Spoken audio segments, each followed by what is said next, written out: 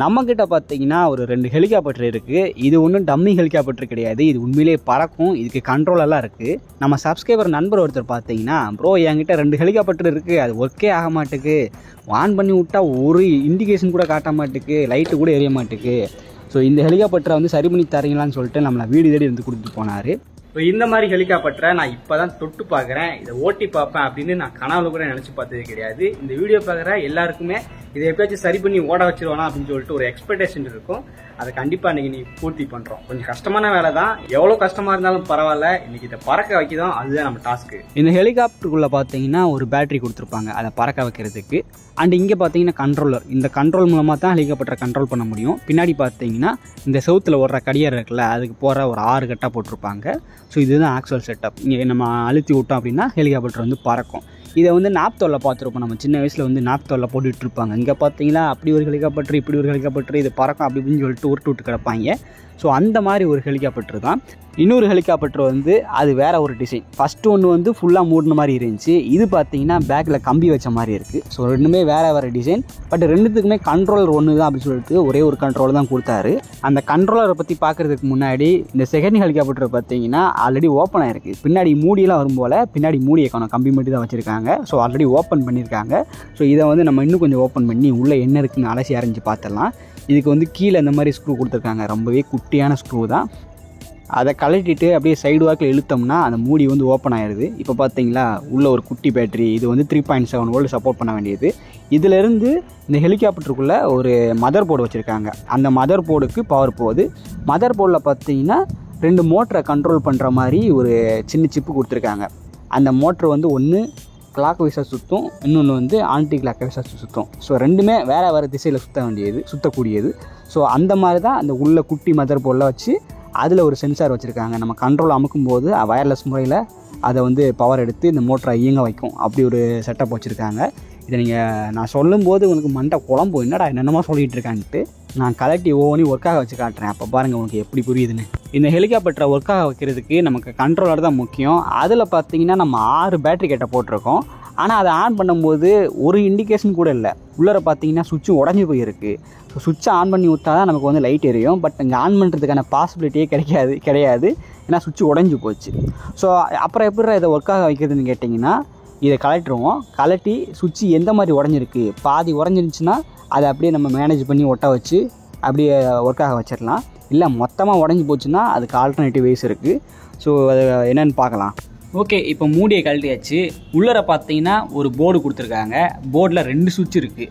ஒன்று வந்து அந்த சேனலுக்கானது, எந்த ஹெலிகாப்டர் அப்படின்னு செலக்ட் பண்ணுறதுக்கு. இன்னொன்று வந்து ஆன் ஆஃப் காணுது. அப்புறம் 2 லைட்டு, பச்சை லைட்டு, சிவப்பு லைட்டு.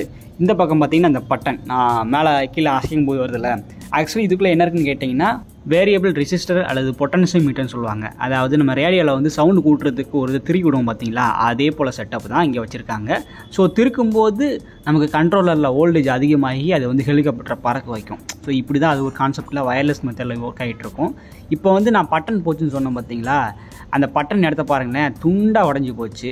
ஸோ இதை ஒட்ட வைக்கலாம் முடியாது. இப்போ வேறு ஒரு மெத்தட் என்னன்னு கேட்டிங்கன்னா, அதை கலட்டி அந்த சுவிட்சுக்கு அப்படியே பேக் சைடில் பார்த்தீங்கன்னா ஒரு 4 கம்பி கொடுத்துருப்பாங்க.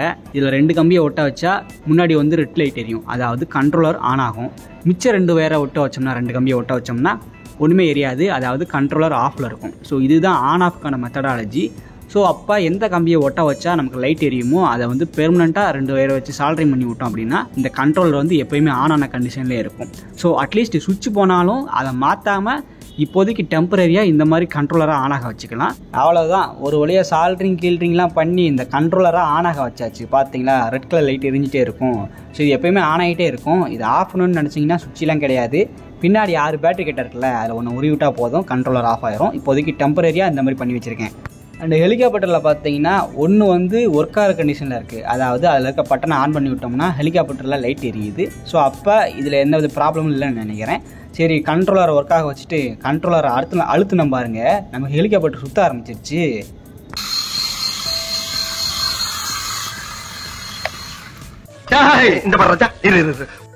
என்னடா பித்தலாட்டா இது, ஹெலிகாப்டர்னா பறக்க தானே செய்யும், இது என்னடா கிறுகிறுன்னு சுற்றுது, யாரை ஏமாற்ற பார்க்குற அப்படின்னு உங்களோட மைண்ட் செட் எனக்கு புரியுது. எனக்கும் அந்த சந்தேகம் தாங்க, ஹெலிகாப்டர் பறக்க மாட்டேங்குது, கிறுகிறுன்னு சந்திரமுகி மாதிரி சுற்றிக்கிட்டு இருக்கு, என்ன பிரச்சனைன்னு தெரியலே. அதான் எனக்கு ஒன்றும் புரியல. அப்போது இந்த ஹெலிகாப்டர்லேயும் பிரச்சனை இருக்குது, வாங்க அதையும் சரி பண்ணிடலாம். ஏன்னா நம்மளால் முடியாது ஒன்றுமே கிடையாது, எப்படியாச்சும் நோண்டி நுங்கெடுத்து கஷ்டப்பட்டாச்சும் இதை சரி பண்ணிடுவோம். ஸோ இதை சரி பண்ணுறதுக்கு ஃபஸ்ட்டு ஹெலிகாப்டரை கலட்டணும். அதுக்குள்ளே இருக்க பேட்டரி பார்த்தீங்கன்னா ரொம்பவே வெயிட்லெஸ்ஸாக இருக்குது. ஏன்னா ஹெலிகாப்டர் பறக்கிறதுக்கு வெயிட் ரொம்பவே முக்கியம். நீங்கள் வந்து 12th காலேஜிலலாம் ஃபிசிக்ஸ் படிச்சிருப்பீங்க, அந்த ஃபிசிக்ஸில் யூஸ் பண்ண நிறைய மெத்தடாலஜி இங்கே இம்ப்ளிமெண்ட் ஆகும். ஸோ உங்கள் வீட்டில் கூட இந்த மாதிரி ஹெலிகாப்டர் இருக்குது அப்படின்னா அதுலேயும் இந்த மாதிரி பிரச்சனை வரும். ஹெலிகாப்டரு அந்த ரெக்கையெல்லாம் சுற்றுது ஆனால் பறக்க மாட்டேங்குது, ரவுண்ட் அடிச்சிட்டு இருக்குது, இது என்ன பிரச்சனை அப்படின்னு சொல்லிட்டு நிறைய பேர் யூடியூப்பில் வந்து சர்ச் பண்ணியிருக்காங்க. அதையும் நான் பார்த்தேன், கூகுள்லேயும் போயிட்டு சர்ச் பண்ணி வச்சுருக்காங்க. ஸோ நிறைய பேருக்கு இந்த பிரச்சனை இருக்குது போல். இதை சால்வ் பண்ணோம் அப்படின்னா கண்டிப்பாக ஒரு நல்ல ரெஸ்பான்ஸ் கிடைக்குன்னு நினைக்கிறேன். சரி, ஓகே. இப்போ பேட்டரி கொஞ்சம் ஒரு மாதிரி இருந்துச்சா, அதனால் பேட்டரியை ரிமூவ் பண்ணி விட்டு அந்த இடத்துல வந்து நம்ம வழக்கம் போல் எக்ஸ்டர்னல் பவர் சப்ளை கொடுக்குறோம். எதுக்காக நான் கொடுக்குறேன்னா, ஒருவேளை பேட்டரியில் பவர் வந்து கம்மியாக இருக்கலாம், அது வந்து இந்த ஹெலிகாப்டரை பறக்க வைக்கிறதுக்கு போதுமான வோல்டேஜாக இருக்கும்.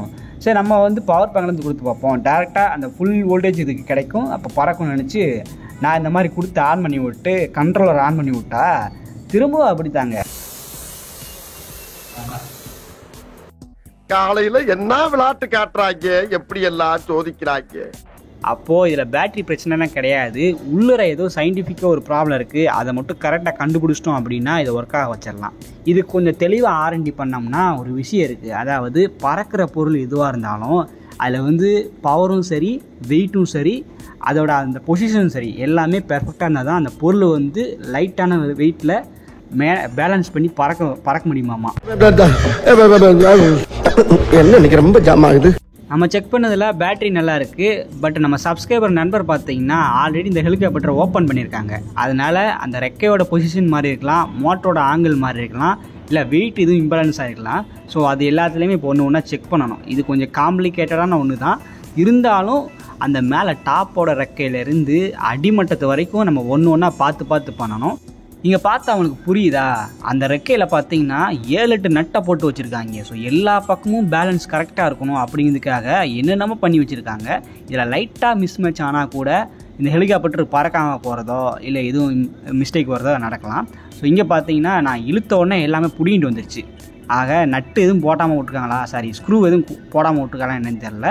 ஸோ அதுக்கு முன்னாடி நம்ம மதர் போர்டை கழட்டிக்கலாம். ஏன்னா மதர் போர்டு தான் ஒரு எலக்ட்ரானிக் காம்பனண்ட்டு, மோட்டரும் ஒரு எலக்ட்ரானிக் காம்பனண்ட் தான். பட் அதிகபட்சமாக இதில் வந்து பிளாஸ்டிக் தான் இருக்குது, லைட் வெயிட் பிளாஸ்டிக் மட்டும்தான் இருக்குது. ஸோ ஃபஸ்ட்டு அந்த மதர் போர்டை கழட்டி பார்த்தோம்னா சென்டரில் பார்த்தீங்கன்னா ஒரு குட்டி ஐசி கொடுத்துருக்காங்க. அதுக்கப்புறம் சார்ஜிங் போர்ட் ஒன்று, முன்னாடி ஒரு லைட் இருக்குது, இது ஆன் ஆச்சா இல்லையான்னு காட்டுறதுக்கு. பின்னாடி பார்த்தீங்கன்னா ஒரு 4 வயர், அந்த 4 வயர் மோட்டருக்கு போகிறது. ஸோ அப்புறம் கருப்பு கலரில் ஒரு லைட் மாதிரி கொடுத்துருக்காங்களே, இது என்னென்னு பார்த்தீங்கன்னா அது வந்து சென்சாருங்க. நம்ம கண்ட்ரோலரில் ஒரு IR சென்சார் இருக்கும். ஸோ அது கொடுக்குற சிக்னலை இது ரிசீவ் பண்ணி அதுக்கேற்ற மாதிரி ஆப்ரேட் பண்ண வைக்கும். ஸோ இதுதான், இவ்வளோ தான் அந்த போர்டில் இருக்குது. இங்கே பார்த்தீங்களா, இந்த கண்ட்ரோலுக்குள்ளே இங்கே லைட் இருக்கும், அது வந்து இந்த ஹெலிகாப்டர் மதர் போர்டில் இருக்க அந்த IR சென்சாரில் ரிசீவ் ஆகும். ஸோ இதுதான் கான்செப்ட். நீங்கள் வந்து காலேஜில் ப்ராஜெக்ட் எதுவும் பண்ண போகிறீங்கன்னா உங்களுக்கு வந்து இந்த IR சென்சார் பற்றி நல்லா தெரிஞ்சிருக்கும். ஸோ இங்கே மோட்ரு செட்டப் படி பார்த்தீங்கன்னா ஒரு மோட்டருக்கு வலது பக்கம் சுற்றுற மாதிரி கனெக்ஷன் கொடுத்து வச்சுருக்காங்க, இன்னொரு மோட்டருக்கு பார்த்தீங்கன்னா இடது பக்கம் சுற்றுற மாதிரி கனெக்ஷன் கொடுத்து வச்சுருக்காங்க. அப்போ 2 மோட்டருமே ஒரே டைரக்ஷனில் சுற்றலை, மாற்றி சுற்றுது. கீழே இருக்க மோட்ரு பார்த்தீங்கன்னா அது வந்து ஃபஸ்ட் ரெக்கையை சுற்ற வைக்கும், மேலே இருக்க மோட்ரு வந்து செகண்ட் ரெக்கையை சுற்ற வைக்கும். ஸோ அங்கேயும் வந்து கொஞ்சம் வயர் ஒரு மாதிரி இருந்துச்சு, அதனால் எல்லாத்தையும் ரிமூவ் பண்ணி விட்டு திரும்ப நான் சால்ட்ரிங் பண்ணுறேன், எதுவும் புடிங்கிடக்கூடாது அப்படிங்கிறதுக்காக. போர்டை சரி பண்ணிவிட்டு ரெக்கையெல்லாம் மாற்றியாச்சு. ரெக்கை எப்படி இப்போ கரெக்டாக மாற்றினா அப்படின்னு கேட்டிங்கன்னா அதிலே ஒரு லெவல் கொடுத்துருப்பாங்க. இந்த லெவலில் தான் இந்த ஃபஸ்ட் ரெக்கை வரணும், இந்த லெவலில் தான் செகண்ட் ரெக்கை வரணும், மேலே இருக்கிறது பார்த்தீங்கன்னா இப்படி தான் இருக்கணும்னு சொல்லிட்டு ஒரு லைன் மாதிரி கொடுத்துருப்பாங்க இண்டிகேஷன் பண்ணுறதுக்கு. ஸோ அந்தளவுக்கு கரெக்டாக வச்சு மாட்டிக்குவோங்க. இல்லை எதுவும் தெரியல அப்படின்னா இந்த ஹெலிகாப்டருக்கு வந்து ஒரு ப்ளூ பிரிண்ட் விட்டுருப்பாங்க, PDF, அதில் போட்டிருப்பாங்க எவ்வளோ எப்படி செட் பண்ணணும்னு சொல்லிட்டு. ஸோ ரெக்கை மட்டும் கிடையாது, பேக்கில் அந்த கம்பி இருக்குது பார்த்தீங்களா, அதுவும் ரொம்ப முக்கியம். அங்கேயும் வெயிட் போகக்கூடாது, அப்போ தான் பறக்கிறதுக்கு ஈஸியாக இருக்கும். நான் கழட்டும் போதே ஞாபகம் வச்சுக்கிட்டேன் எப்படி கழட்டினா எப்படி மாற்றோன்ட்டு. அதை விட இன்னொரு விஷயம், என்கிட்ட 2 ஹெலிகாப்டர் இருக்குது, அதனால் இது தப்பாக மாற்றோமோ அப்படின்னு சந்தேகம் வந்துச்சுன்னா அந்த ஹெலிகாப்டரை பார்த்து ஓஹோ இது இப்படி தான் மாட்டணுமான்னு சொல்லிட்டு நான் செட் அவுட் பண்ணி வச்சுப்பேன். ஸோ ஒரு வழியாக வந்து இப்போ எல்லாத்தையும் ஸ்க்ரூவை போட்டு மாட்டிடலாம். எல்லாத்தையும் கரெக்டாக செட் பண்ணிவிட்டு இதை பறக்க வைக்கலான்னு பார்த்தா நம்ம ஆன் பண்ணும்போது அது சுத்த மாட்டுக்கு. இங்கே பாருங்கள் திக்கி திக்கி சுற்றுது, அதாவது டக் டக் அப்படி தான் சவுண்டு கேட்க தவிர ஹெலிகாப்டர் சுற்றவே மாட்டுக்கு. இப்போ என்னடா பிரச்சனைன்னு கேட்டிங்கன்னா நமக்கு வந்து சார்ஜ் குறைஞ்சி போச்சுங்க அந்த பேட்டரியில். நான் சொன்னேன்ல ஹெலிகாப்டருக்கு தனியாக சார்ஜ் போடணும்னு சொல்லிட்டு. ஸோ சார்ஜ் குறைஞ்சி போச்சு. இப்போ இது வழியாக சார்ஜ் போட்டால் தான் உண்டு. ஆனால் இதில் ஒரு சம்பவம் என்னென்னா சார்ஜர் நம்மக்கிட்ட இல்லை. ஹெலிகாப்டரை கொடுத்தவர் எல்லாத்தையும் கொடுத்தாரு, ஆனால் சார்ஜர் கொடுக்கல. அதனால் இந்த மாதிரி பின்னு நம்மக்கிட்டே இல்லை, என்ன பண்ணுறதுன்னு தெரில. கொஞ்ச நேரம் யோசிச்சுட்டு இருந்தேன். கால் பண்ண கொஞ்ச நேரத்துலேயே நம்ம சப்ஸ்கிரைபர் நண்பர் பார்த்தீங்கன்னா இதுக்கான சார்ஜிங் கேபிளை வந்து கொடுத்துட்டாரு. அதை வச்சு ஒரு 2 மணி நேரம் சார்ஜ் போட்ட பிறகு நம்ம ஹெலிகாப்டரை பார்த்தீங்கன்னா பறக்க வைக்கிறதுக்கு எடுத்துகிட்டு போயாச்சு. ஒரே ரொம்ப ஆர்வமாக இருக்குங்க. ஏன்னா இதுதான் ஃபஸ்ட் டைம் இந்த மாதிரி டிவைஸ்லாம் தொட்டு பார்க்குறது. அதுவும் ஒரு ஹெலிகாப்டரை பறக்க வைக்க போகிறோம், நம்ம சரி பண்ணி பறக்க வைக்க போகிறோம் அப்படிங்கிறதுக்கு நினைக்கும் போதே ரொம்ப உல்லாசமாக இருக்குது. வெளியில் கொஞ்சம் மழை பெய்யுது, இருந்தாலும் பரவாயில்ல, லைட்டாக சாலதாக இருக்குது. ஸோ இதில் விட்டு நம்ம பறக்க வச்சு டெஸ்ட் பண்ணி பார்க்கலாமான்னு சொல்லிட்டு ஹெலிகாப்டர் கீழே வச்சிட்டேன். ஸோ கண்ட்ரோலர் வந்து என் கையில் இருக்குது, கேமராமேன்லாம் நமக்கு கிடையாது, அதனால் நான் தான் ஃபுல்லாக பண்ணணும். இப்போ பாருங்கள் அமைக்க விட்டேன்னு எப்படி பறக்குது பார்த்தீங்களா? எப்படி நீ கலங்கஸ்தப்பா.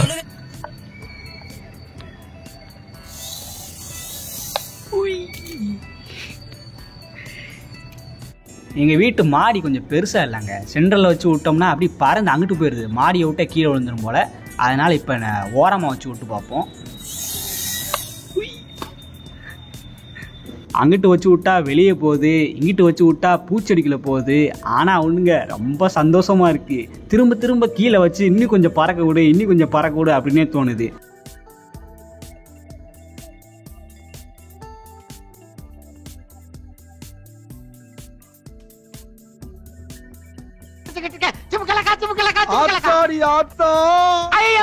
வருஷத்துக்கு ஒரு கிரிக்கெட்ட சிக்கிறடா சாமி. ஆனால் நண்பர்களே உண்மையிலேயே வேறு லெவலில் இருக்குது. இதை வச்சு விளாட்றதுக்கு இந்த சந்தோஷத்தை உங்ககிட்ட காட்டணும்னு தோணுச்சு. அதனால தான் வீடியோ எடுத்து காட்டிகிட்டு இருக்கேன். இதில் என்ன ஒரு நெகட்டிவ்னு கேட்டிங்கன்னா இது ட்ரோன் மாதிரி ரொம்ப தூரத்துக்குலாம் பறக்க வைக்க முடியாது. ஒரு 10 மீட்டர்னு வச்சுக்கோங்களேன், அதுக்குள்ளே தான் இந்த கண்ட்ரோலருக்கும் ஹெலிகாப்டருக்கும் கனெக்ஷன் இருக்குது. ஸோ அதுக்கப்புறம் போச்சுன்னா ஆட்டோமேட்டிக்காக அந்த கனெக்ஷன் கட் ஆகுது. அப்போ அது ஹெலிகாப்டர் கீழே விழுந்துடுது. ஸோ இப்படி தான் இருக்குது. பட் சின்ன குழந்தைங்க விளாட்றதுக்கு நல்லாயிருக்கும். நான் கூட அந்த ரெக்கை வந்து சுற்றும் போது கையில் டபார்னு போட்டுச்சுன்னா வலிக்குமோ, ரொம்ப ரத்தம்லாம் வர்ற அளவுக்கு கிழிச்சு விட்ருமோன்னு நினச்சேன். பட் அந்தளவுக்கு இல்லை, அதுவும் ரொம்ப நைஸாக வச்சுருக்காங்க. பட்ட உடனே இதாக வலிக்காமல் தான் இருந்துச்சு. ஸோ நல்லா இருக்குங்க இது. ஸோ ஃபைனலாக இந்த ஹெலிகாப்டரை வந்து நம்ம சரி பண்ணி பறக்க வச்சாச்சு. நல்லா ஒர்க் ஆகிட்டுருக்கு. அடுத்ததாக வந்து இதுக்கு நம்ம மூடியை போட்டு கவர் பண்ணிடுவோம். இப்படியே வச்சு கொடுக்க முடியாதுல்ல, நம்ம ஒரு டெஸ்டிங் பர்பஸ்க்காக இப்படி விட்டு பறக்க வச்சு விளாண்டுக்கிட்டு இருக்கிறேன். ஸோ உள்ளரை வந்து இப்போ மூடியை வச்சு மூடிடலாம்.